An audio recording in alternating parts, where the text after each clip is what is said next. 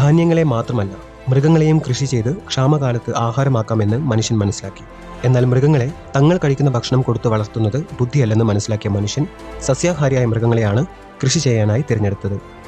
ചൈനയിൽ അരി കൃഷി ചെയ്തു തുടങ്ങുന്ന കാലം തന്നെ മിഡിൽ ഈസ്റ്റിൽ മനുഷ്യർ ആടുകളെയും ചെമ്മരിയാടുകളെയും കൃഷി ചെയ്തിരുന്നു.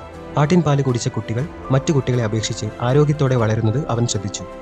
ആടുകളെ കൃഷി ചെയ്യുന്നത് ഒരേ സമയം പാലും ഇറച്ചിയും വളവും നൽകുന്നു എന്ന തിരിച്ചറിവാണ് കുറച്ചുകൂടി വലിയ തോതിൽ കൃഷി ചെയ്യാൻ അവനെ പ്രേരിപ്പിച്ചത്. അങ്ങനെ കന്നുകാലികളെയും അവർ കൃഷി ചെയ്യാൻ തുടങ്ങി. ശേഷം ഇവയെ കൃഷിസ്ഥലം ഉഴുതുമറിക്കാനും മനുഷ്യൻ ഉപയോഗിച്ചു. ഇവയുടെ വിസർജ്യം ഭക്ഷിക്കുന്നത് ശ്രദ്ധയിൽപ്പെട്ടതോടെ പന്നികളെയും മനുഷ്യന് കൃഷി ചെയ്തു. വൈകാതെ പന്നികളുടെ കൊഴുത്ത ഇറച്ചി മനുഷ്യന്റെ ഇഷ്ടഭക്ഷണമായി മാറി.